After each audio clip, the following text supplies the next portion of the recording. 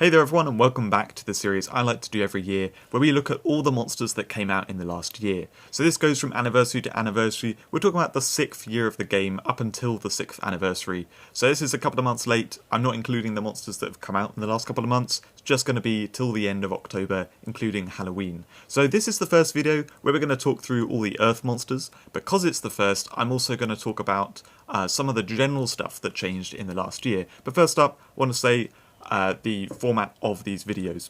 So also my face, you can see it here. I'm going to have my face in all the videos again like I did last year. So I hope it's not too distracting. I may look bad in some of the videos. But anyway, so the first section we talk about in these videos is an overview of that element and the themes in that element. I've narrowed this down a little bit from the previous years. I spent a bit more time on that and I want to focus more on the monsters themselves. So it's just going to mention the themes slightly and you'll see I've made general improvements to this overall. The next section is talking about those new monsters, and 2021 I would say is the year of cycles, which has been a slightly contentious point. The cycles actually I'm not going to go through in this video. Something I noticed the last couple of years was that we get a cycle of monsters, and what I mean by that is like one in each element, they work together in some way, or they have a theme across them, like for example the pupapas, which turn into the moths. And you can't actually use them together, but they're obviously all the same kind of monster. There's just one in each element. So the cycles, what I noticed is it's hard to talk about them for some of them because they're meant to work together when we're just looking at an individual monster. So what I've done this year is I put all the cycles at the start of the fire video. So that's this earth video and the fire video are going to be much longer than the others, and the others should hopefully be a little bit more condensed and focused, on those monsters, and everything's going to make a lot more sense. That's the plan. So this year we had a bunch of cycles, so the fire video is going to be a long one. Number 3, the third section of this video, is talking about the power level of the new monsters, where they fit into the game, and that kind of stuff. I've pulled away from the original style. I won't bother mentioning now. You'll see when we get to the end of this video what I'm going to be doing with that section. It's a little more focused and a little bit more fun. So that's what I'm going to be doing in each of these videos, going through these 3 sections. And there are links in the description to get to all the different points in the video. I do that for basically all my videos anyway, but for these longer ones, if you want to, come back, dip in later and stuff, you probably want to use those links in the description. So this first video, we're talking about some of the general stuff as well. Here I've got listed the most important things that happened over the course of the year. There were loads of points to make, but I think these are overall long-term the most important things. So let's go through them in order. First thing is the Mythics cost. So this may be seen as like a minor thing for some people, but what they did is they increased the cost of a lot of the Mythics with the secret skills. I can't remember which month it was. It was in a certain update. Basically, Mythics cost only 1 more with the base cost. They're 13 for Legendaries and 14 for Mythics. So they don't cost much more. And the real issue was that with the secret skills, most of them were only going to 15 or 16. And when you look at Legendaries, most of them with secret skills go to 15 or 16. So actually, they were costing the same, which is kind of wrong. It also, if a Mythic didn't need the secret skill, the secret skill just didn't work with a moveset or was bad, then it was effectively 14 cost, so it's like a cheap Legendary almost. So Mythics cost, what they did was they shifted a lot of them up by 1. So now we get a lot more Mythics which actually are at 17 cost. And it's a little bit more balanced like Legendaries. They do have Mythics at 15 cost with their secret skill, but they're much fewer than before. So I think overall this is a really good change, and if in the long run they want to increase the team cost a little bit, from 206 up to 210 or something like that, so that we can play with more Mythics and it not be like a massive drawback or something, and we not just go down to 14 monsters in a team or something. Yeah, I think it was a good idea to really balance it properly there. So that was a big deal to me at least. The next thing, 50-second skills. This was quite a big point in the community at a certain point. Basically, there's a few monsters which have 50 seconds on all their skills, and they have some negative passive, like they have a chance to die every time they attack, or they lose health every time they attack, or flip the HP, that kind of thing. And basically, 50 seconds is just too fast. It's way too oppressive, really hard to deal with, and so they increased these up to 60 seconds, which I think is more going to be the long term. If they make any more of these kind of monsters, they'll hopefully be 60 seconds. And this, again, is maybe a minor point for some people, but is a big point in the long term for design, not pushing down the speed, increasing the speed of some of the movesets, because that kind of power creep you can't really go back from. If you make things too fast, then it's all just going to be way too much, way too swingy, back and forth, killing each other the whole time, and there's less room for actual fun, engaging battles. So the third thing, there are a bunch of changes to loads of different archetypes in the game this year, but what I narrowed it down to was that stun absorbers, sleep, and poison, the three big, primary archetypes that we get right at the beginning of the game, they were all tweaked in some way. So stun absorbers, now the stun is split between stun absorbers, it makes them quite a bit stronger. Previously, having multiple stun absorbers on the battlefield was really, really bad. Stun absorbers in general, it's kind of like, yes, it counters stun, but also that one monster gets taken really far out of play. And the fact that having multiple of them, having more than one, they both get taken far out of play, that was a really big downside. So they're a bit dodgy. Now they're less dodgy, because if you have multiple, well, yes, they do still get pushed more out of play. If you have two of them, they effectively get double the stun they normally would, but it's not as punishing. So stun absorbers are made a bit stronger, which means stun protection is a little bit better.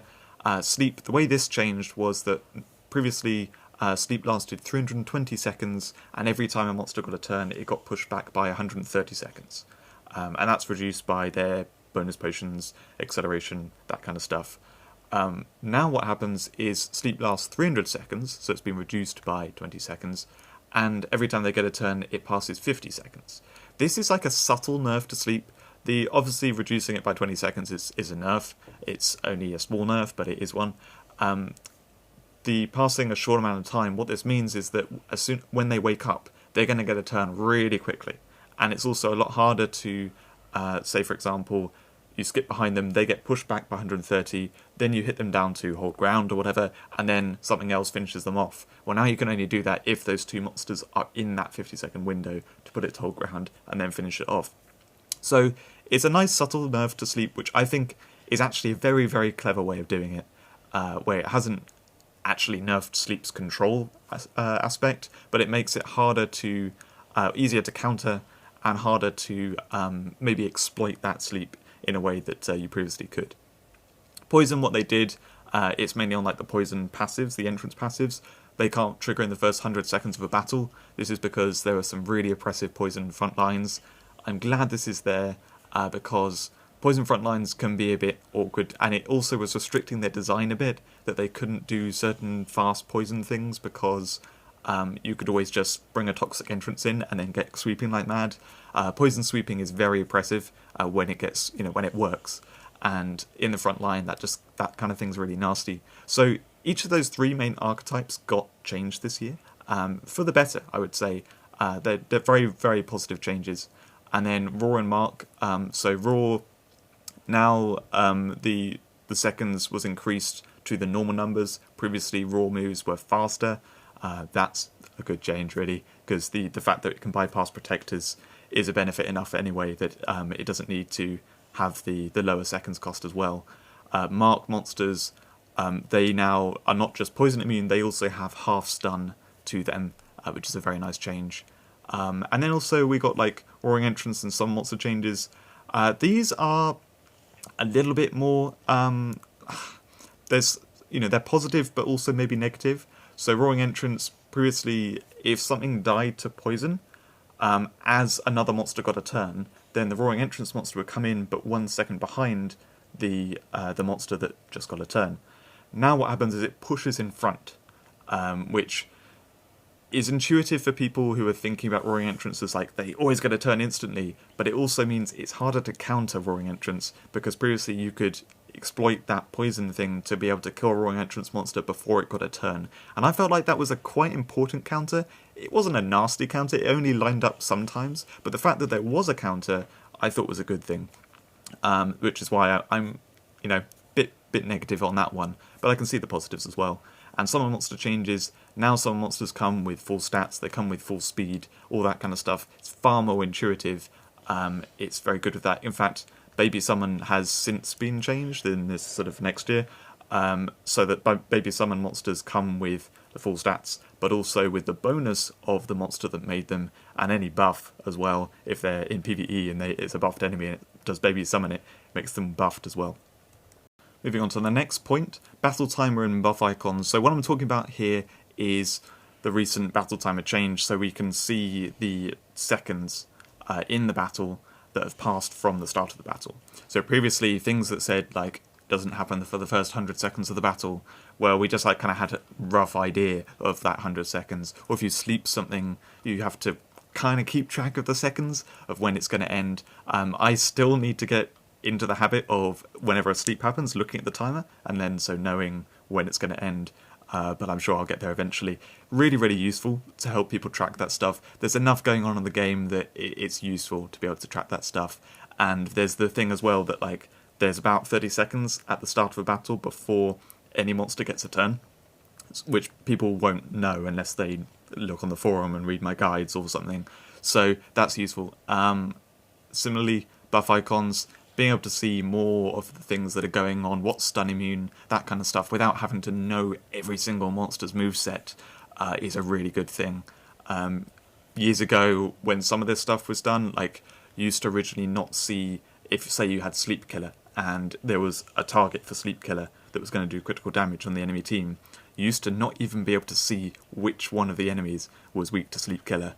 That's how it was years ago, and when they added in that you could see which one was weak to Sleep Killer, various veterans of the game were like, this makes, PvP too easy, now you're just getting the helping hand, you don't even have to think. Yeah, no, we need help. There's enough going on that having the icons in there is really helpful. I think we can all agree on that now. So, a couple of nice additions for making the game a little easier, having the battle time and buff icons. The next point is probably the biggest one from the whole of this year, the Fortune Shrine and the paid 10 packs. So you can see the Fortune Shrine up here on the right, and if you didn't know what it was, I'll just say what the situation is now at least. They may change it over time.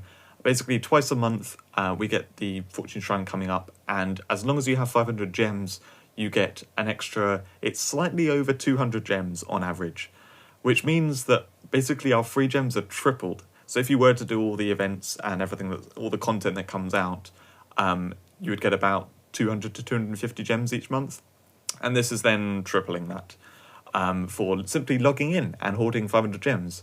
And it's not hard to hoard 500 gems, because basically what you have to do is just treat that as the new zero, so you never drop below it. Just always keep 500 gems on you, and then you'll get triple the number of free gems.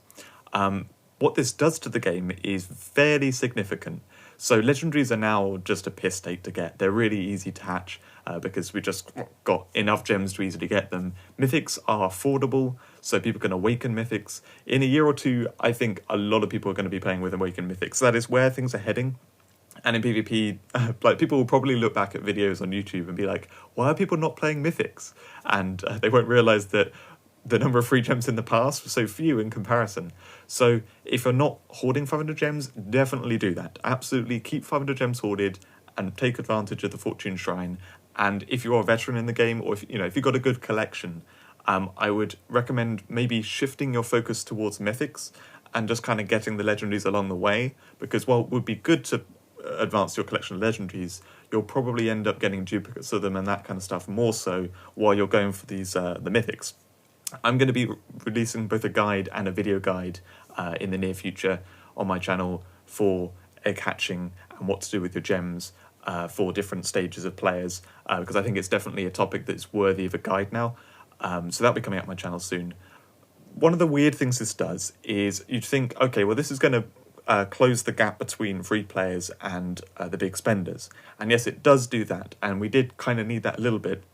But what it interestingly does is it doesn't actually annoy the big spenders, because it reduces the price for them. So it makes everything a little bit cheaper for them, which, everyone just likes free gems, free extra gems.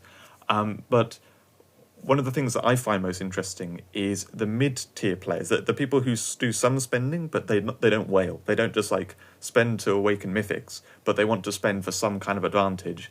And to try and actually get some advantage, when you're getting so many gems for free is very difficult. It means you actually have to spend lots. However, what they've done is they've introduced this paid gems 10 pack. So on every single egg that comes out now, you can get the 10 packs for 40 gems. However, as a one-time thing on each banner, you can get one 10 pack for just 10 paid gems. So if you're spending a small or reasonable amount and you have these paid gems, you can get a cheap one 10 pack cheaply on each banner, which basically encourages the medium spenders. It gives them a really good cheap way of slowly getting monsters for their collection, awakening mythics, that kind of stuff. So that's where it really sits, is that for free players, there's the Fortune Shrine. We now just get loads of extra gems, so things are all achievable in the game. For the mid-tier players, or the medium spenders, they can take advantage of these paid 10 packs that are very cheap.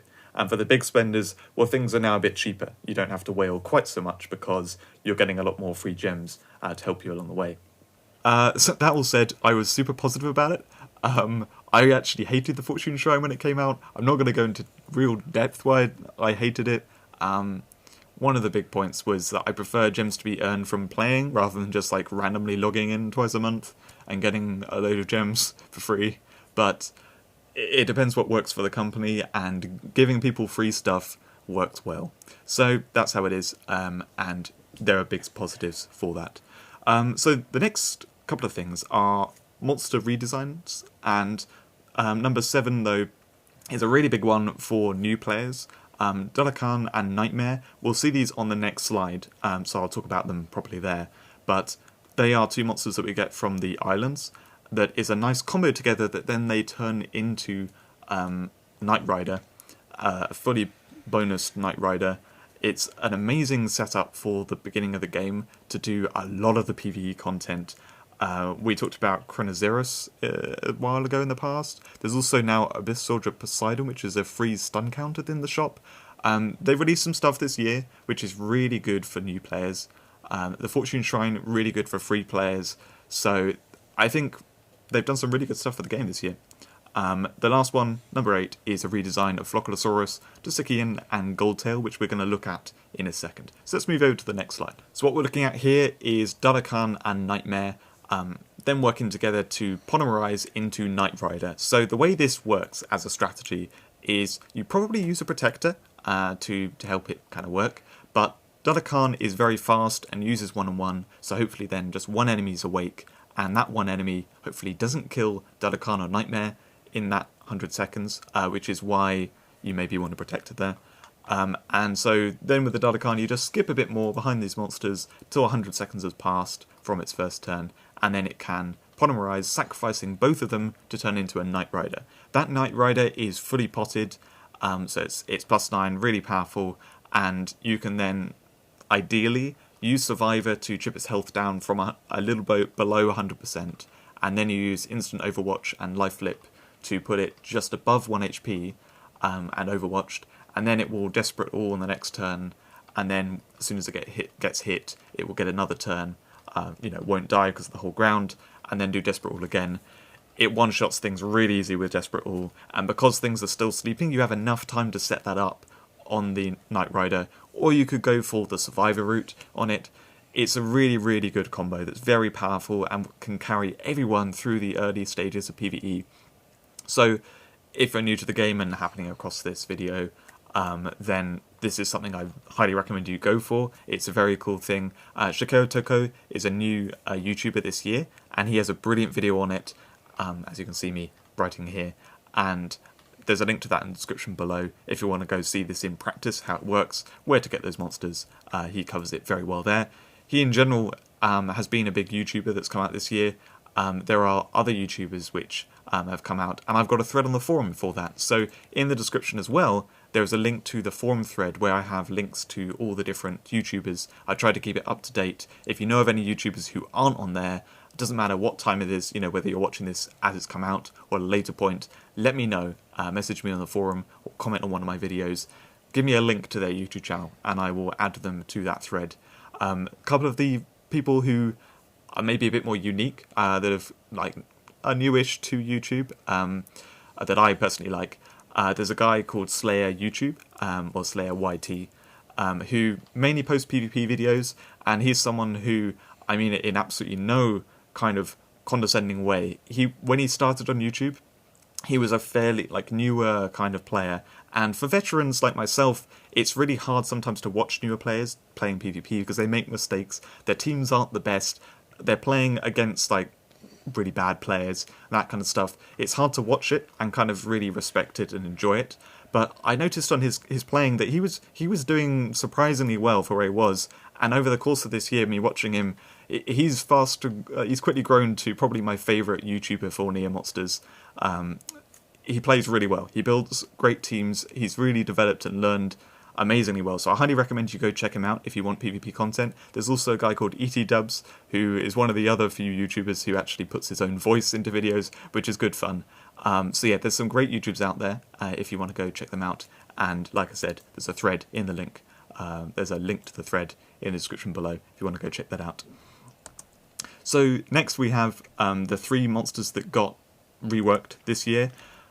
So I've talked about these previously. I don't really cover normally when there's been changes and stuff, but these were full reworks where in some cases they've killed the monster, like here. So Floccodosaurus, this was one of the most dominant PvP monsters in the game. It was in the shop, so everyone could get it kind of guaranteed, and it started seeing more and more play, and yeah, it needed nerfing or changing in some way. They decided to kind of kill it. They went overkill with what they did. So as you can see by the shift and the tier list, from C in PvE stuff down to F, so it's gone kind of from a below average to unplayable. In PvP it's gone from top of the list to B, which is the absolute mid tier.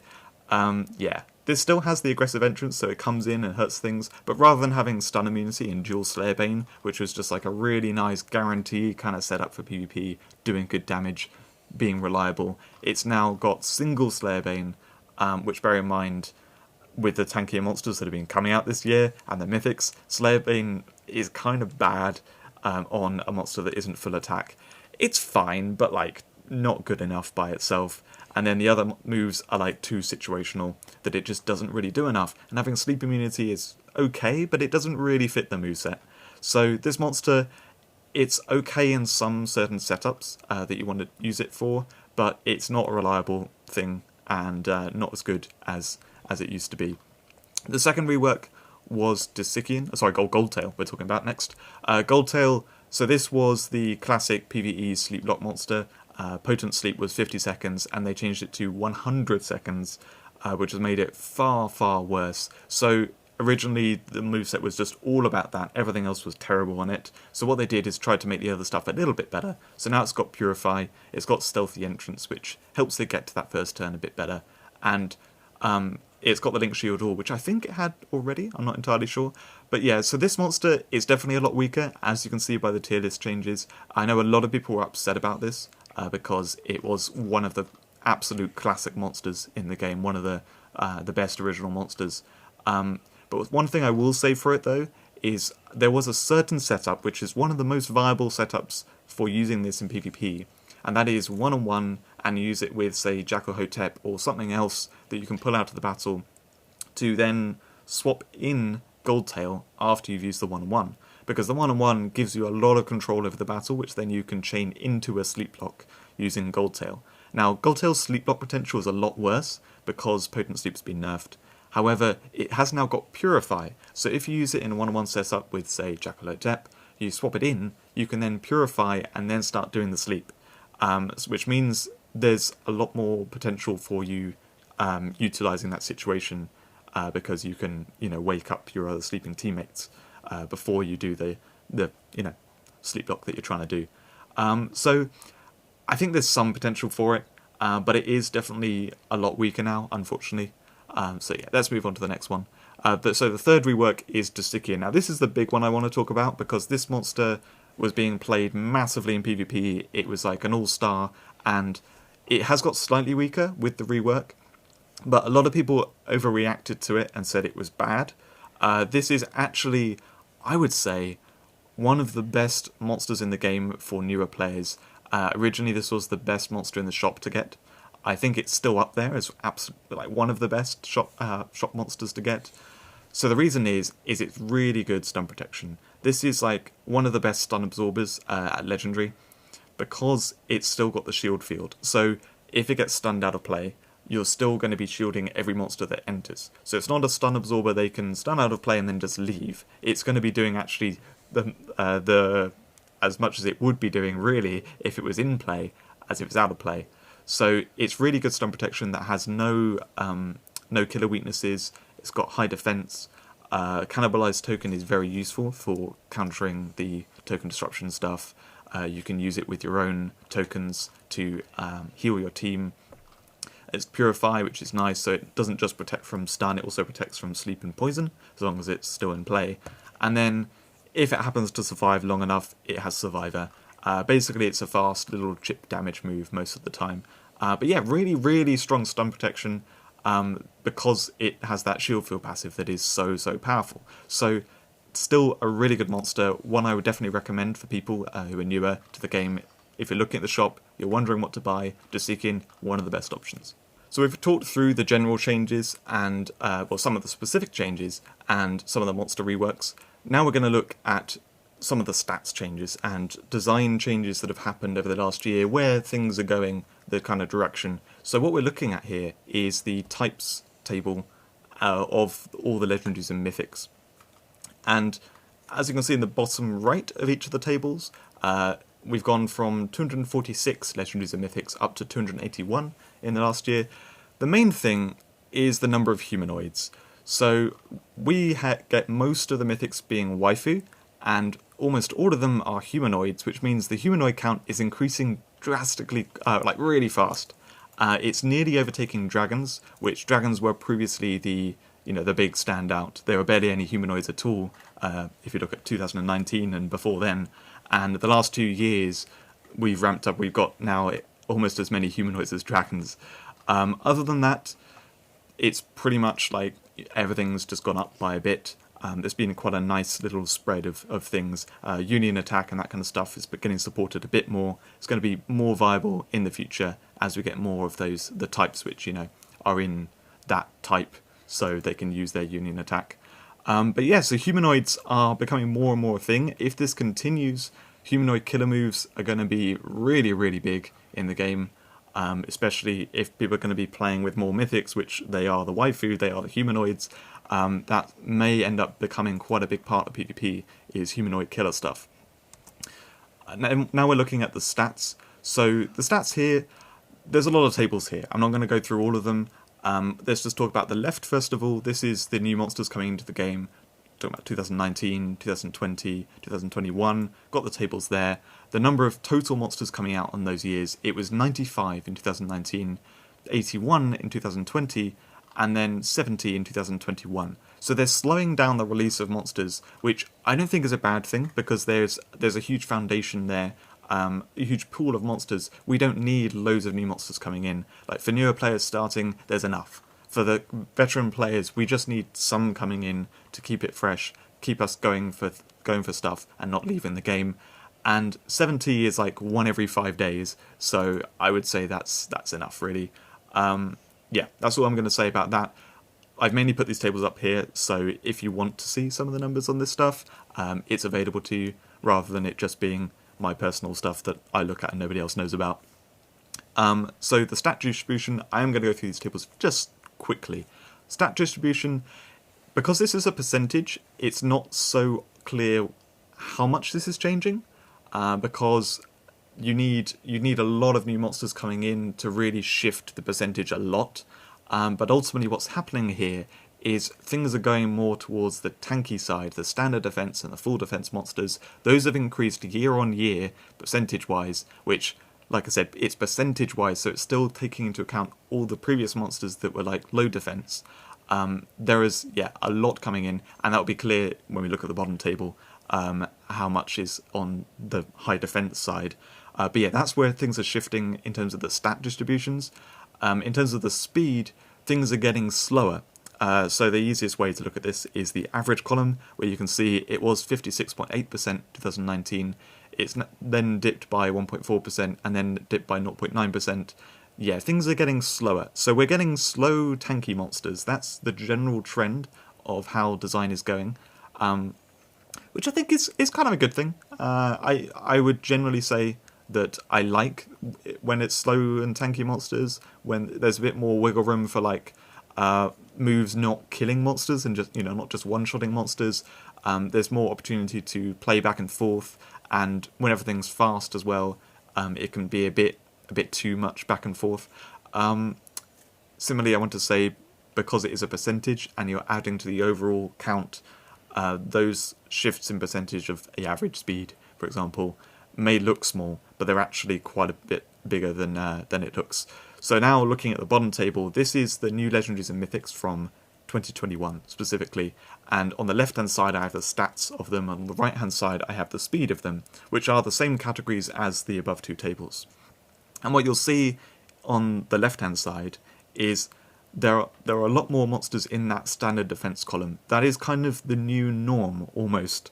It's not the average, but it's the most common thing that we're getting is in that standard defense column. If you look at the totals along the bottom, you can see 9, 8, 9, 13, 6. Full defense is still quite rare, but it is becoming more common. Originally there was like one full defense monster in each element. Now we've got quite a few more. You can see Holy got 3 this year, which is massive. They actually got half of the full defense monsters that came out this year in Legendary and Mythic. They were in Holy. And then on the speed side, on the right hand side here, we've got a lot of monsters in the slow category. That's even more clear. 22 of them, half of them, were in that slow category. I'm probably going to shift things to try and separate those monsters a bit better. Categorize slow as being 31 to 45 rather than to 50, and do it like that, because it is the biggest window, and it's because I made those scales for monsters 2 or 3 years ago, and as things have got slower, there's more stuff going in there. But anyway, in general, very few very fast monsters. You can see there's only 3 of the 45 were above 80% speed. So that's how design is going. If you're interested, here are the tables, here's the numbers, here's some proof of what I will continue to say throughout these videos, that we're getting slow, tanky monsters. That's how things are going. So now we've got through all the general stuff that we were talking about from things. We're going to now, for the rest of this video, just be talking about Earth, as we'll be doing for the later videos. This one, like I said, it's going to be a long one. If you watch through that first section, congrats, you're a geek like me. And yeah, let's take a look at Earth monsters. So for Earth this year, we got 2 new Mythics, 4 new Legendaries. It was 3, and then 1 that's shared with another element, and 4 Super Epics. This was overall reasonable support. We got some good stuff in Earth. There's more high defense Earth in general we're talking about here. There's a lot more high defense stuff and low speed monsters than other elements. So I was saying general trend of design is high defense and low speed. Earth's right there already. They are slightly more towards that than the other elements. There's lots of plants and beasts as the general types. Which is to be expected, plants in Earth, makes sense. There's actually barely any plants in other elements, so that's a big deal. And then all the new monsters are slow. So I'm saying that because literally none of them are fast. I can't remember the last screen now where I just showed that, but yeah, they are all slow. So let's take a look at some Earth themes. So the first Earth theme is the throw theme. This one is well known. It is, it's in Earth. Other elements actually do a little bit with rockoids, but Earth does more than anything else. There's a lot of throw stuff here. So on the left we have some summon rock stuff, even something like Bastia, which you wouldn't really use it for summoning rocks, but it can summon 6, which is pretty cool. So there's some stuff which just summons rocks that's in Earth. There's some stuff which uses rocks but doesn't really summon it in the middle there, or just, generally benefits a lot from having the rocks summoned from other things. Shiny Dry Dracan at the bottom there is a big one. It's got the Swift Double Catapult, which is an amazing move, but it doesn't summon any rocks itself, but it is a link monster, so it's very much pushing you towards that. And then on the right we've got a lot of monsters that both summon and use rocks. So it's a very cohesive strategy that if you have these monsters, if you have the good ones, then it can do a lot and be really effective. It's very fun to use.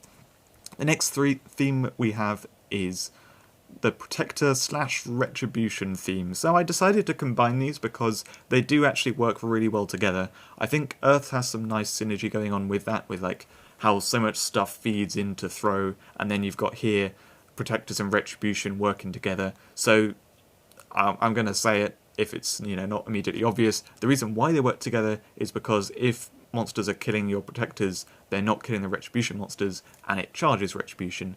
And focusing all the attacks on one monster means that Protector's gonna die off, and then charge Retribution. So there's a bunch of Protectors there. I even put the little Rockoids, the special Rockoids. But otherwise, yeah, a bunch of Protectors that are pretty good in this. We've got Arachnodiva, who is both of these. That really pulls together, meshes this strategy, because she can turn anything into a Protector, and she's got a piercing Retribution. So yeah, really great monster for this kind of stuff. And then on the right, I've got various kind of Retribution style payoffs, so they're not all Retribution. The first column is rock generation stuff, so when a teammate dies, then they can create a Rockoid. The next one is the sort of enablers for Retribution, so backstab stuff. We've also got a Medbee at the bottom there, because she creates bunnies that then sacrifice themselves. And then we've got the Retribution column, which Emeraldius is even the Link Retribution, so very much wants to be Link Earth with this kind of strategy going on. So very cool theme. We don't really see people building around this specifically, but it's something that Earth has as an element. So if you were playing with Earth, you'd probably naturally find this comes together, that you have a bit of Retribution and Protectors in there. And lastly, we've got, I think we've got one more actually.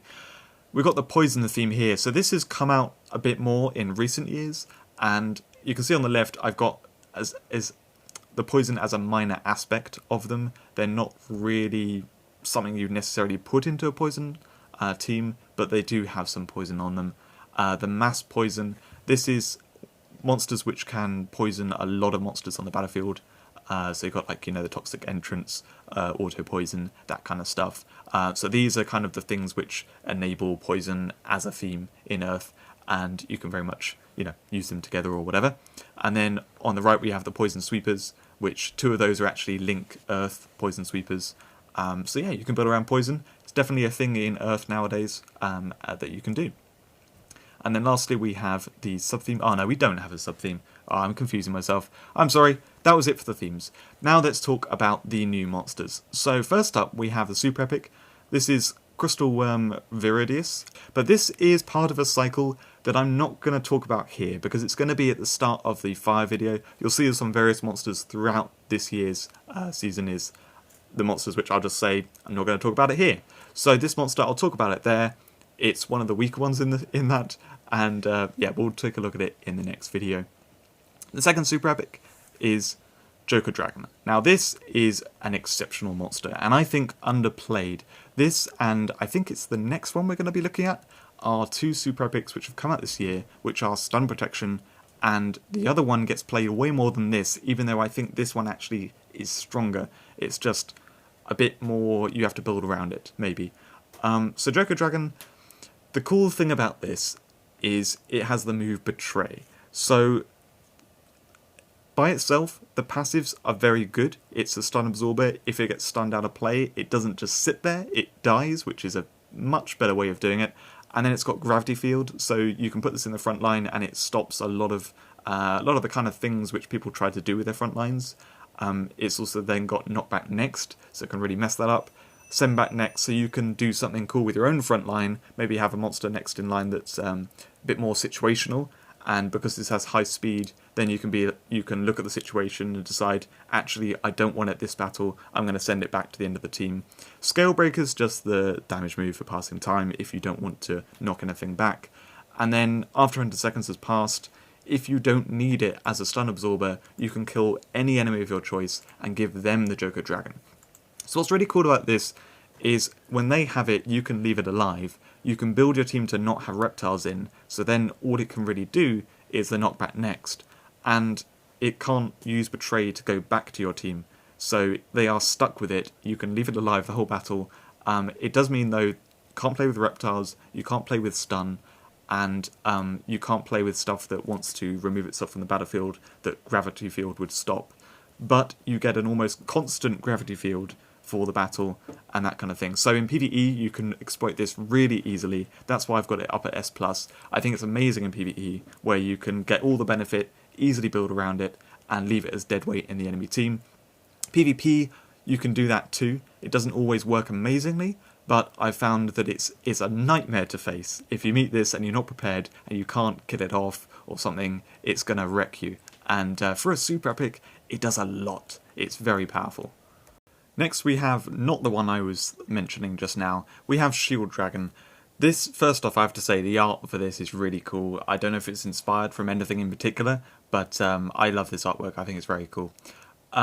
So yeah, Shield Dragon is a very modern, good protector. This, as you can see, is S+ in both tier lists for me, and yeah, it does a lot. It's very, very good. So high speed with accelerated team is always quite nice to have as you know, a monster. It's a super epic. It's not a mythic. It's not going to be doing anything crazy. It's a little slow to do things. So having accelerate team there for the times when it's not going to get going with its stuff, it's like it's good that it can invest its value into the other monsters that you have on the team. So high speed with accelerate team, nice stuff there. It's got auto protect and hold ground, so it usually takes a couple of hits to take down. You don't have to use protect teammates first or anything. You can do accelerate first, which is very nice. So it has good team support, just at a flat base rate. Then what it has is energy charge with focus energy burst. Focus energy burst, that's awesome, because usually to bypass enemy protectors you need to go with raw skills. I mean, there's some other skills that do it, obviously, but raw skills is kind of the go-to way, so you can't do it and have protectors. But here we have a protector who can bypass other protectors. So yeah, focus energy burst does a lot of damage. It generally needs a couple of charges to one-shot things, but you know, we are talking about an auto-protect monster here, and you can accelerate first, so it can, you know, do things a bit faster. But yeah, if you're accelerating and then doing the charging, then doing the attacking, it's not going to do. It's going to take a while before it's really doing much. But it may sound like I'm being down on it here. This monster is insanely good because it's does a lot if it gets ignored. And that's the thing with protectors these days, is because we've got a lot of stuff that bypasses protectors, if a protector gets ignored, if it doesn't do anything on the battlefield, it's going to sit there not doing much. This monster does a lot while it's on the battlefield, especially if you're looking at the enemy team and you're like, okay, they're going to bypass everything. I'm going to set Shield Dragon up for the long run, and I'm going to accelerate first, and then I'm going to have this fast charge into bursting. Because it's a super epic, you can have it at +9 really easily, and then you're looking at, I think it's like 45-second energy charge, 70 seconds energy burst. Very nice, and that's built in from this monster. No additional support needed. Energy Charge Plus is amazing, and that's what makes it really good in PvE, because anything which you can use to bypass some time, you know, one-on-one does it, you can do various stun stuff, maybe you just keep spamming Energy Charge and you skip behind enemies that then would put you to hold ground to then Energy Charge up to keep yourself alive, which is easier to do in PvE than PvP. And so, survive 200 seconds, well, then you get a stupidly fast Energy Charge. This, with Accelerate, I believe it's 21 seconds? I can't remember exactly, but I think it's 21 seconds, and it heals by more than a normal Energy Charge. It's like about 1/3 to 50% heal, I can't remember exactly. So it becomes a mega tank if it does that. And that's really nice as well. If the enemy team had raw stuff, they were ignoring this, it then saved a bit of time. They don't have raw stuff anymore, so they've actually got to deal with it, and then you can just spam Energy Charge Plus like mad and stay alive forever. Yeah, this is a super tank that also has team support and can be a sweeper, albeit, you know, not the best sweeper, but still a good sweeper, and it's a super epic. Yeah, it does a lot. This monster is one of my favourite monsters that came out this year. I love it. I really look forward to using it more. When it came out, I used it a bit, and I haven't tried it out since then, and I really want to get back to it. If you haven't tried this monster out, I highly recommend you do. It's a lot of fun. Just don't like jam it randomly into a team. Put it in where Accelerate Team's going to support the other monsters nicely, and maybe you've got a bit of stuff in there which will help pass the time, so you can get to this Energy Charge Plus, because then it can start attacking really quickly. It can super tank as well. Next up, we have the monster that I mentioned earlier. This one has seen a lot of play. Now, the last two monsters I had in S+ for both tier lists. This one I have in S, And a lot of people probably question that because they think, well, this is like the big standout super epic from this year. And I get that. It's just that this is more like what your casual player will play, as opposed to what has an awesome ceiling and does some really interesting, powerful aspects. Spectre Fox is just basically a really, really annoying monster. So what it is just the... I want to swear there, but no, I'll stop myself from swearing. It's the big kind of hold the middle finger up to stun, because it's a nightmare to kill, 75% chance for just reviving, and it's a stun absorber. So it doesn't have the benefit that we just saw on Joker Dragon of if it gets stunned out of play, well then it actually dies. So it's gone, it's not being dead weight on the battlefield. Spectre Fox can be stunned out of play and then just ignored. Additionally, it can be used to charge a lot of blood moves, because when it comes back, it's only got 10% HP, so anything can kill it. So the opponent can keep killing it to charge blood moves on their monsters. Those are the downsides of it. However, other than that, it's all upside, because what you're looking at is a monster that protects you from stun. It's got Purify All, which protects you from poison and sleep. It has 2 very valid killer moves, and then Blood Crave. So yeah, in PvP there's a lot of like stealth, camouflage stuff, so Stealth Bane comes up a lot, so you can get kills like that, and then Blood Crave with it. Stun Killer comes up a fair amount. It is, easy stun protection. You put this in your team, and it protects you from a much larger space of your team than other monsters do, because, like I said, if it dies, it comes back again. So it will stick in the team for a while. And it's safer to run stun absorbers these days because, as I said at the beginning of this video, if you end up with 2 stun absorbers on the battlefield, they share the stun. They don't each get stunned by the full amount. So slightly less risky there. So this is kind of like, if you just want to protect yourself from stun, you throw it in there. You can put it in with like Jagardian, which Jagardian, I did a post on this recently. Jagardian's been in the top 10 front lines for PvP for the last 14 months. So it's no surprise that this is incredibly common too. This has been in the top 10 most used and also front lines ever since its release, for PvP that is, because it combines well with Jagardian and it does all that we just said. So if you want stun protection, this is a very easy way to do it. I would say personally, I think there are slightly better options and slightly like things which you can put in your team that would synergize with the team a little bit better. This is more just kind of like standalone, your basic level stun protection that's viable. And also I would say having solo for the Blood Crave is fairly important.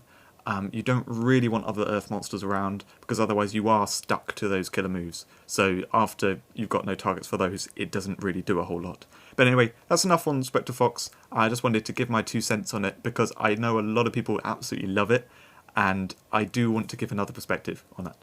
So now we move on to the Legendaries. First up we have Garden Fairy Sunflower. Now this this has been a very contentious monster that came out this year, and it's part of a cycle.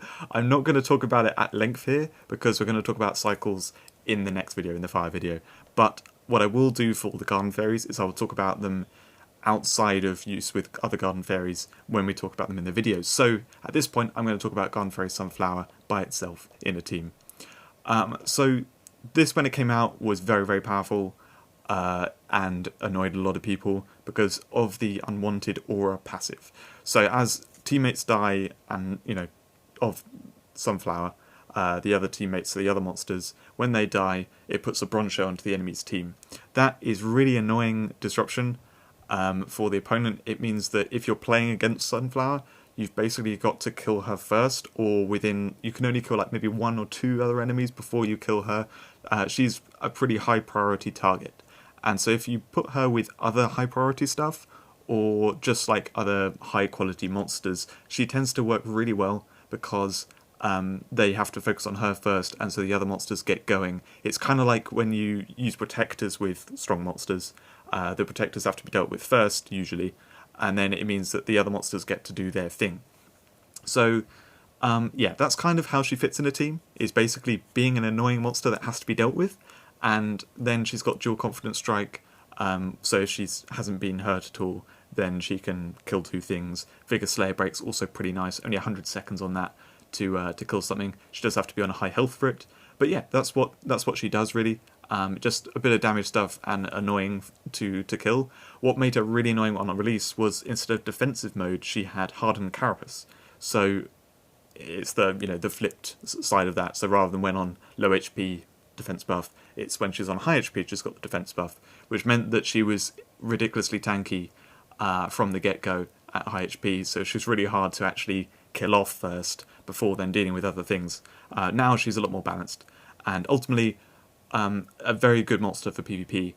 But yeah, annoys a lot of people when because they've got bad memories of when she was hardened carapace. But yeah, anyway, that's that legendary. Let's move on to the next one. So next we have Hanzo Wolf. This one is a lot more fun. So this, I would generally class it as more of a PvE monster. It is viable in PvP, but not the best in PvP because it's a little bit slow. It calls back to those old monsters which Cosmo Dragon and, if I can remember the other one, oh, I'm struggling now. Nebelronix, there we go. Nebelronix and Cosmo Dragon. This is like a modern version of them, so it's got the Blood Clone next, and Protect Teammates.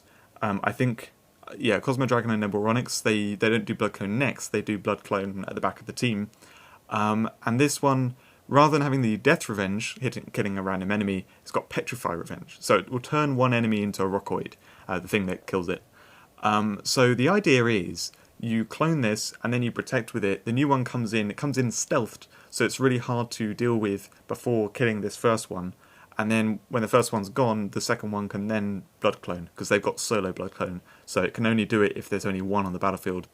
So that can then clone, that can protect, and what you do is as soon as like one of the enemies is a Rockoid, the enemy team gets slowed down massively. So then they're fighting with 3 monsters, and then once they kill the second Hanzo Wolf, well then they're fighting with 2 monsters because there's 2 Rockoids.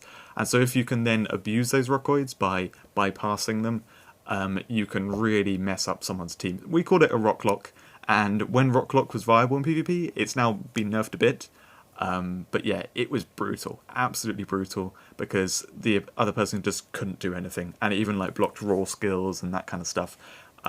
So yes, this monster, that's what it wants to do, is it wants to basically completely take over the game by turning the enemy team into, the enemy team on the battlefield into Rockoids, and then you steadily kill through the one that's, an actual monster. Alpha Strike, you never get to use. Switch places, to be honest, there's no point really doing that. Assassinate, that comes up because they've got the Rockoids on the enemy team. If you do want to kill them, then you can kill that plus doing high damage to something else. And bear in mind, Assassinate, you can bypass protectors with that, so you only need to select one Rockoid and then whatever you want to hit, and it will do the damage. So this is, I would say, an all-star in PvE if you have the right setup for it. If you use like Aura Dragon, trying to think what else. It benefits from Give Turn, because then you can do it faster with the Protect and Cloning, and that kind of stuff. If you can do that, and then you combine it, well, okay, so what I'm thinking is, I went slightly off on the wrong track when I was talking earlier, saying that you want to then bypass and kill the new thing. Yes, that is true, but in PvE you can actually use Hanzo Wolf just by itself, because once you've got all the enemies as Rockoids, well then you still have the new Hanzo Wolf that comes in, that then you clone, then you protect with it. You had all the time in the world because they're just Rockoids. Then you kill that one Rockoid, like one of the 4, the new monster comes in, and then you just wait until that kills the Hanzo Wolf, so then that gets turned into Rockoid, and then you get the new Hanzo Wolf in, and then they can't do anything because they're 4 Rockoids, so you clone, you protect, you kill one of the Rockoids, and then the thing that comes in kills the Hanzo Wolf, and you do this to very slowly get through the enemy team. It's slow, it's very slow and annoying, but it is a very effective strategy. So that's it in PvE, and I've given an overview of how it works.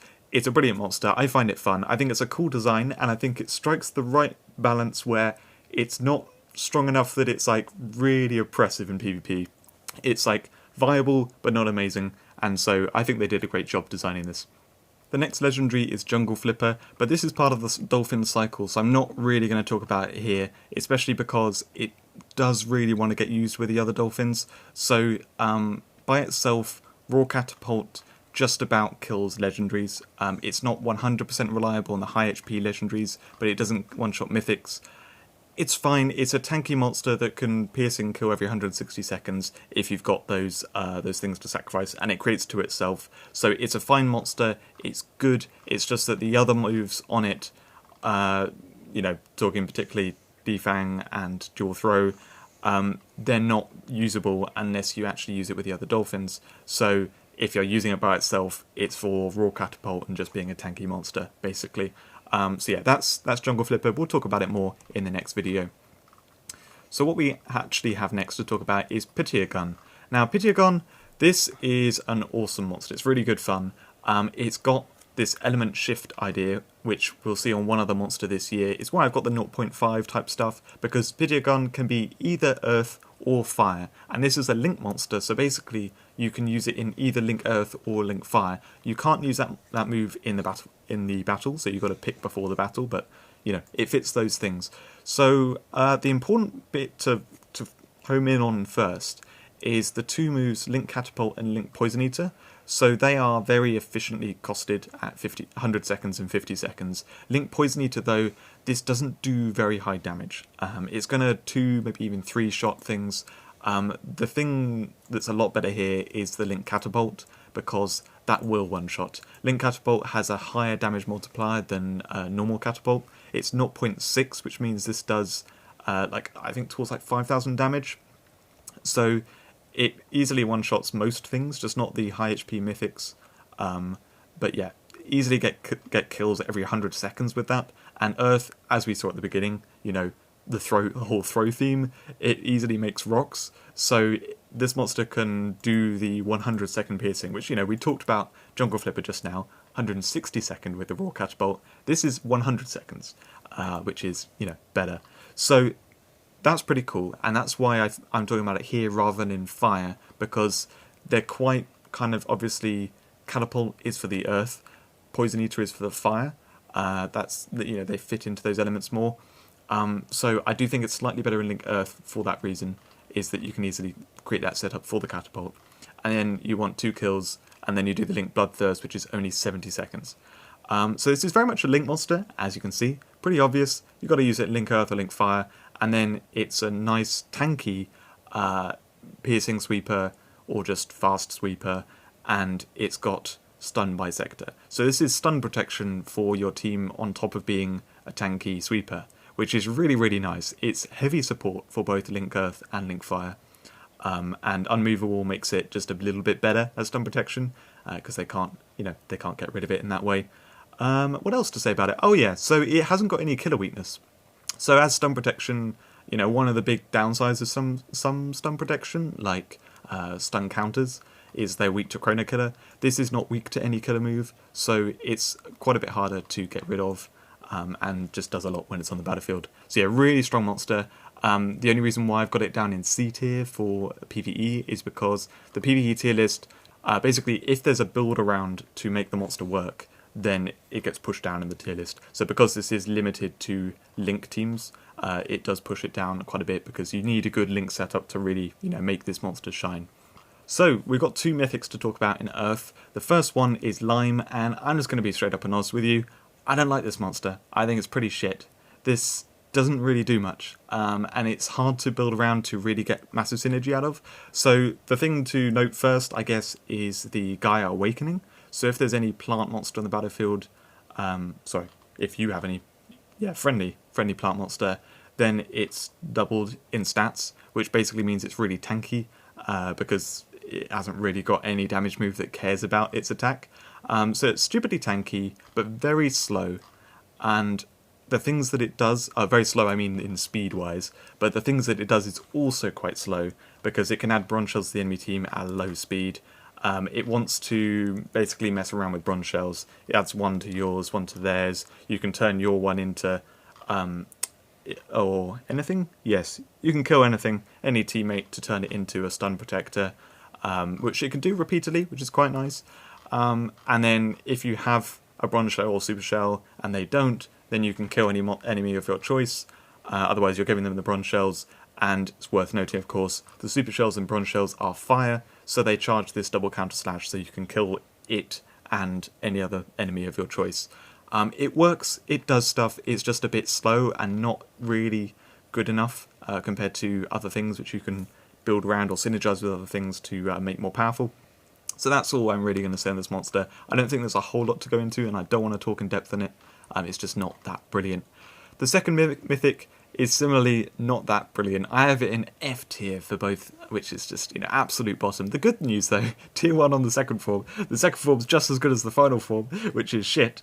So yeah, this actually has low defense compared to the last one. The last one could tank like crazy. This one cannot. It does have shield entrance, but ultimately this is like a bad version of Nurturgle. So it's got the gravity field, it's got the low defense, it's got very similar speed, and then it's using rocks to throw at the enemy team. So it's got catapult, and it's also got the unique move Soul Missile, which is basically another catapult. It's exactly the same as catapult, it's just faster to use. It's 100 seconds rather than 160. A couple of monsters back, we were looking at Pitiogon, which can link catapult at 100 seconds as well. That monster is actually tankier than this one.